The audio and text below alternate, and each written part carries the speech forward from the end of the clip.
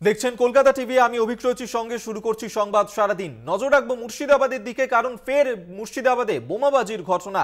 তৃণমূল নেতার বাড়ি লক্ষ্য করে বোমাবাজি করা হয় বলে অভিযোগ, এবং এই ঘটনাতে জখম হয়েছে একজন পুলিশ কর্মী। মুর্শিদাবাদের সালারের উজনিয়া গ্রামের এই ঘটনাকে কেন্দ্র করে উত্তেজনা ছড়ায় এলাকায়। তৃণমূলের গোষ্ঠী কোন্দলের জেরেই এই বোমাবাজির ঘটনা ঘটেছে, এমনটাই দাবি করছেন স্থানীয় মানুষজন। ইতিমধ্যেই ঘটনাস্থলে গিয়ে পৌঁছেছে সালার থানার পুলিশ। ঘটনার তদন্ত শুরু করেছেন তারা। তৃণমূল নেতার বাড়ি লক্ষ্য করে বোমাবাজির ঘটনা, ভোট পরবর্তী হিংসার ঘটনা, যেখানে ফের একবার মুর্শিদাবাদে বোমাবাজিকে কেন্দ্র করে উত্তেজনা ছড়ায় এলাকায়, এবং বোমাবাজিতে জখম হয় এক পুলিশ কর্মী। মুর্শিদাবাদের সালারের উজনিয়া গ্রামের এই ঘটনা। তৃণমূলের গোষ্ঠী কোন্দলের জেরে এই বোমাবাজি, দাবি স্থানীয়দের। অভিজিৎ ঘোষ এই মুহূর্তে আমাদের সঙ্গে টেলিফোনে রয়েছেন, প্রতিনিধি। বিস্তারিত জানবো। অভিজিৎ, ঠিক কি ঘটনা ঘটেছে? এখনো পর্যন্ত পুলিশের প্রাথমিক তদন্তে কি তথ্য উঠে আসছে? পর্যন্ত মাত্র 3 জনকে আটক করেছে পুলিশ, তবে তাদেরকে এখনো পর্যন্ত গ্রেপ্তার করা হয়নি। পুলিশ এলাকায় জিজ্ঞাসাবাদ চালাচ্ছে, এবং দেখো যে প্রচুর পরিমাণে বোমাবাজি হয়েছে। একাধিক তাজা বোমা কিন্তু গ্রামে পড়ে রয়েছে, যাতে কোনো দুর্ঘটনা না ঘটে সেদিকে লক্ষ্য রেখে কিন্তু সেই বোমাগুলোকেও সরানোর কাজ চালাচ্ছে। এবং কে বা কারা প্রত্যক্ষভাবে এই ঘটনার সঙ্গে জড়িত তাদের কিন্তু চিহ্নিত করে তাদেরকে গ্রেপ্তারের প্রক্রিয়া চালাচ্ছে পুলিশ। আজকে যে সকাল থেকেই দেখো যে বোমাবাজিতে উত্তপ্ত হয়ে ওঠে সালার থানার উজনিয়া গ্রাম। সেখানে যে তৃণমূল কংগ্রেসের যিনি নেতৃত্ব রয়েছেন মোহাম্মদ আজহারউদ্দিন সিজাদ, তার বাড়িতে লক্ষ্য করে কিন্তু বোমা ছোড়া হয়। ঘটনায় কিন্তু আতঙ্ক ছড়িয়েছে এলাকায়। দেখো, ভোট পরবর্তী হিংসার ঘটনা একাধিক জায়গায় ঘটেছে, তার মধ্যে থেকেই দেখো যে আজকের যে বোমাবাজির ঘটনা, এলাকার মানুষ কিন্তু ভীত সন্ত্রস্ত এবং আতঙ্কের মধ্যে কিন্তু রয়েছেন।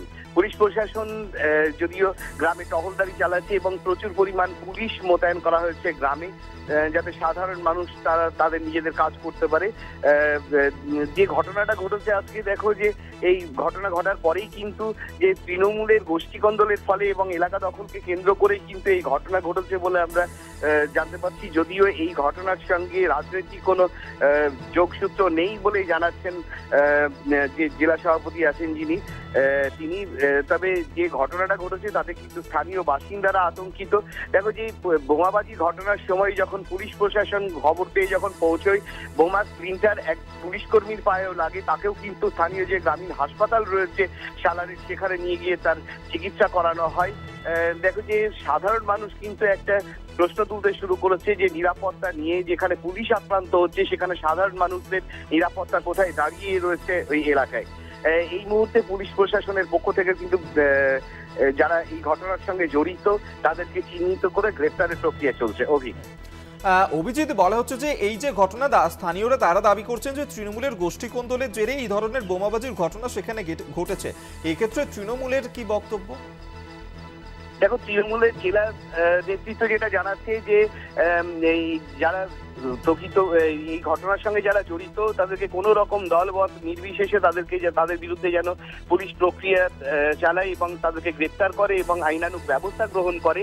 তবে তৃণমূলের গোষ্ঠীকন্দল, স্থানীয়ভাবে কিন্তু তৃণমূলের গোষ্ঠীকন্দল বলা হচ্ছে, স্থানীয় বাসিন্দারা জানাচ্ছে যে তৃণমূলের গোষ্ঠীকন্দলের ফলে এই ঘটনায় যার বাড়িতে যে মোহাম্মদ আজহারউদ্দিন সিজাদ, যার বাড়িতে বোমাবাজি হয়েছে, তিনিও কিন্তু নাম না করে কিন্তু দলেরই যিনি ব্লক সভাপতি রয়েছেন এই মুহূর্তে যে মোস্তাফিজুর রহমান, তার দিকে কিন্তু আঙুল তুলছে, যদিও নাম নেননি তার।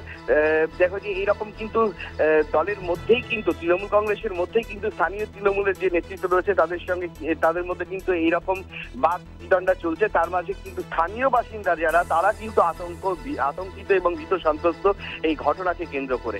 যদিও তৃণমূল কংগ্রেসের জেলা নেতৃত্ব এই ঘটনার সঙ্গে রাজনৈতিক কোনো যোগসূত্র নেই, এবং যারা এই ঘটনার সঙ্গে জড়িত তাদের বিরুদ্ধে আইনানুগ ব্যবস্থা গ্রহণের কথাই জানাচ্ছেন তৃণমূল নেতৃত্ব। বেশ, ধন্যবাদ তোমায়। অভিজিৎ ঘোষ আমাদের সঙ্গে টেলিফোনে ছিলেন, প্রতিনিধি।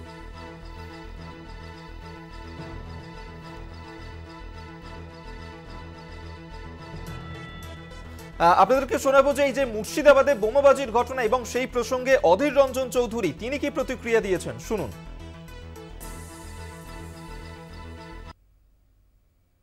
বোমা মারছে, বোম ছাড়া পিস্তল ছাড়া আর কিছু হাতিয়ার নেই তাদের। এখানকার আরেকটা সব থেকে বড় সালার এলাকার আইন শৃঙ্খলা অবনতি ঘটছে ওখানকার সালারের আইসির জন্য। সালারের ওসি, সালারের যে ওসি এত বেশি তৃণমূলের দালালি করেছে যে গোটা সালার এলাকার বাতাবরণটাকে বিষাক্ত করে দিয়েছে।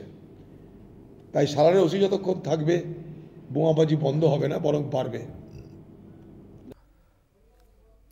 আপনাদেরকে শোনালাম অধীর রঞ্জন চৌধুরী তার প্রতিক্রিয়া। মুর্শিদাবাদে সেখানেই ভোট পরবর্তী বোমাবাজির ঘটনা, হিংসার ঘটনা, যেখানে তৃণমূল নেতার বাড়িকে লক্ষ্য করেই বোমাবাজি করা হয় বলেই অভিযোগ।